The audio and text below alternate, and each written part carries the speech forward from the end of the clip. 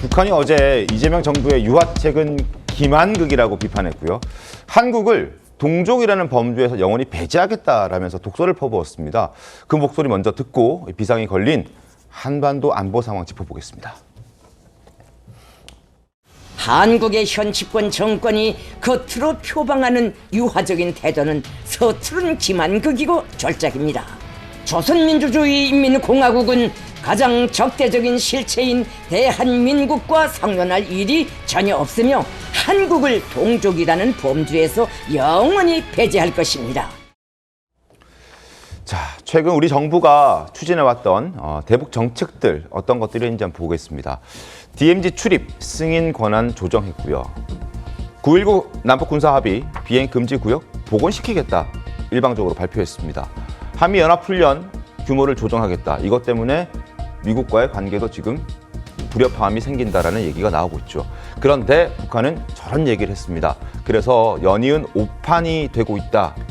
대체 제대로 하고 있는 것 맞느냐라는 지적들이 나오고 있거든요. 권지웅 대변인님 어떻게 보십니까? 사실 지금 북한의 이 태도는 지금 갑자기 이렇게 된 게 아니라 한 2년 전부터 이렇게 했었습니다. 그러니까 그때 처음으로 이제 대남 관련해서 어떤 노선이 좀 변경됐다고 보고 있는데 그때 뭐 제1의 주적 그리고 뭐 불멸의 주적 이런 표현을 쓰면서 저희 한국을 규정했고 그리고 그 흐름이 지금 이어져 오고 있다고 봐야 될 것 같고요.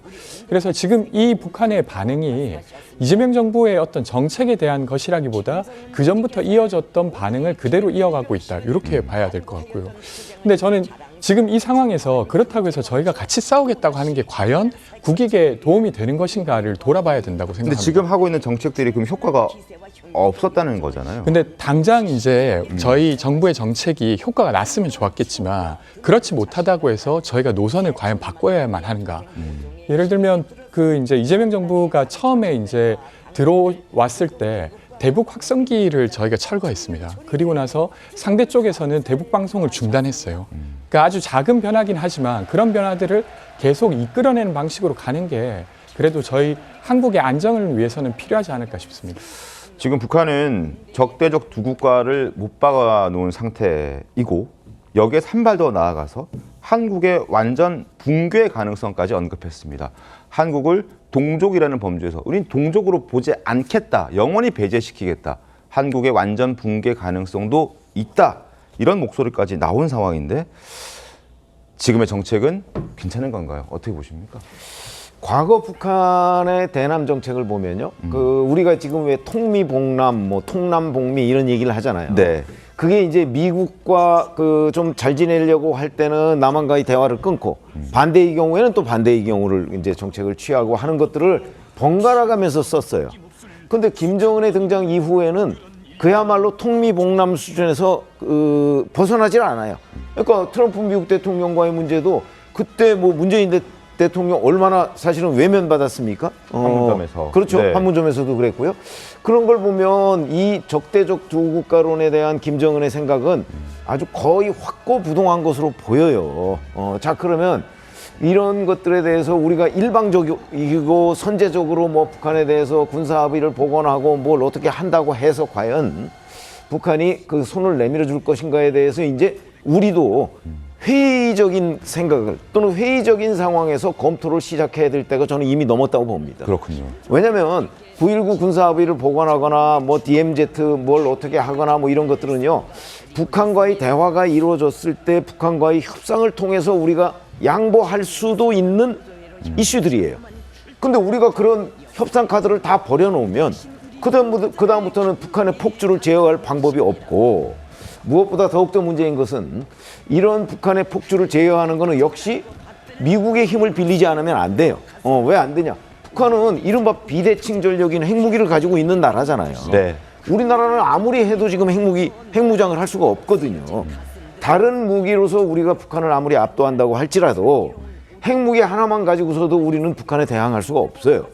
그러면 그걸 대항할 수 있는 수단은 역시 미국과의 관계. 네. 그러니까 한미 공조가 이상이 없을 때 북한은 이 미국과 한국과의 관계 때문에 남한에 대해서 함부로 우리가 어떻게 할 수가 없겠구나 하는 판단을 할 텐데 지금 뭐 한미 훈련 문제 둘러싸고 뭐 한미 간에 엄청 삐그덕거리고 있단 말이죠. 네. 심지어는 뭐 미국이 뭐 사과를 했네 안 했네 하는 이런 얘기까지 지금 나오고 있는 상황인데 그렇다면 공조의 균열이 간 거는 틀림없고 그러면 북한은 북한대로 더 기고만장할 가능성이 대단히 높다는 차원에서 보면 지금 과연 이 정부가 제대로 대응하고 있는 것이냐. 과연 지금 대응하는 이재명 정부가 대응하는 기조는 북한의 폭주를 막고 평화를 유지하자는 건데 지금 방식이 과연 평화를 유지하는 거냐. 남한을 붕괴시키겠다고 지금 하는 얘기까지 나오고 있는 상황인데 네. 하는 의문을 갖지 않을 수가 없는 거죠. 국민의힘에서는 이런 비판 나왔습니다. 자, 장동혁 대표 목소리 한번 보시죠. 국가안보태세까지 스스로 낮췄는데 돌아오는 것은 북한의 냉소와 조롱뿐이다. 짝사랑임이 드러났다. 통일부 정동영 장관은 일일비하지 않겠다. 한반도의 평화 공존 정책을 밀고 나가겠다라는 입장입니다. 아마 많은 국민들이 어제 북한의 발표를 보고 걱정이 많으셨을 것 같습니다. 북한이 우리 남한을 한국을 향해서 전쟁을 위협했던 많은 사례들이 있는데 아마 대표적인 사례가 이때가 아니었을까 싶습니다. 굉장히 심각한 사재기 현상까지 빚어질 만큼 큰 혼란을 겪었던 그때 모습인데 어떤 모습인지 영상 보겠습니다. 여기서 서울이 멀지 않습니다. 전쟁이 일어나면은 불바다가 되고 말아요. 아니 지금 성 선생도 아마 살아나기 어려울 게예요. 이에 대해서 그럼 우리가 가만히 있을 것 같아요? 글쎄 어? 이렇게 여기에 대해서 아니 지금 여자서 지금 심사숙고를 해야 된다. 전쟁 선언하는 겁니까? 그쪽에서 전쟁 선언을 했다는 거예요. 명백해. 회담하는 자리에 나와가지고 전쟁 얘기를 꺼내는 의도가 뭐예요? 그쪽에서 전쟁 선언을 했기 때문에 그런 거야. 저 때처럼 저렇게 가지는 않겠습니다만 그래도 혹시나 하는 그 위협, 걱정, 불안, 공포 이런 것들이 국민들에게 좀 있지 않을까요? 생기지 않았을까요? 그럼 이제 정부에서 지금 하고 있는 것이 이제 문재인 정부의 복사판이에요. 문재인 정부 때도 엄청나게 뭐 평화 프로세스 하면서 제스처하고 뭐 더군다나 GP 폭파하고 그런 걸 했잖아요. 네. 돌아온 거 뭐였죠? 그건 결국 소대가리, 먼대가리 계속 하고 그런 거 있었고 또 개성공단 뭐 일부 건물 폭파하고 뭐 이런 일이 있었잖아요. 네. 그러면 이제 그 북한의 어떤 실체를 알아야 한다는 거고 그러면 아까 뭐 최병무 의원께서 말씀하셨지만 우리가 카드를 가지고 있어야 할 거 아니에요. 예를 들어서 지금 자유 프리덤 훈련 같은 경우에 있어서도 뭔가 북한하고 딜을 할 때 쓸 수 있는 카드를 미리 내놓고 아예 훈련 자체를 막 축소해버리려고 하는 그런 경향. 뭐 그다음에 비행금지 구역 같은 경우에도 사실은 굉장히 중요한 거거든요. 왜냐하면 거기에 그 상공에 떠서 북한에 대한 정보를 우리가 입수를 해야 하는데 스스로 비행금지 구역 설정해가지고 북한에 대한 정보를 입수하지 못하도록 하는 행위. 이거 자체는 사실은 국민의 국가의 안보를 훼손하는 행위거든.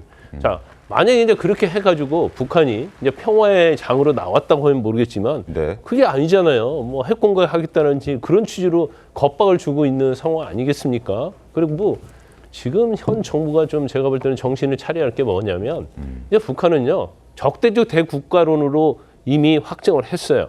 그러면 북한에 대한 어떤 정책도 거기에 맞게 우리가 변화가 돼야 하는데 지금 이재명 정부의 하는 정책 자체는 저 5년, 10년 전 노무현 문재인 정부 때 하던 정책을 그대로 하고 있잖아요.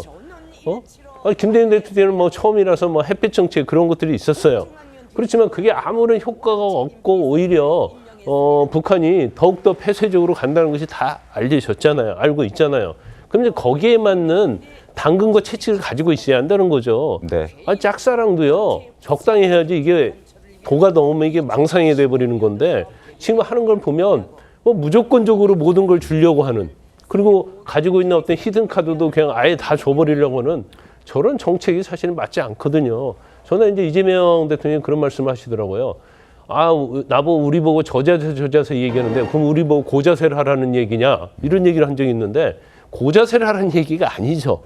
저자세를 하지 말고 대등한 입장에서 협상 카드를 가지고 있으면서 줄 건 주고 받을 건 받으면서 하라는 얘기지. 그걸 뭐 북한에 대해서 뭐 도발을 하고 고자세로 하라는 얘기는 아니거든요. 네. 그걸 굉장히 오해하고 착각하고 있다 이렇게 봅니다.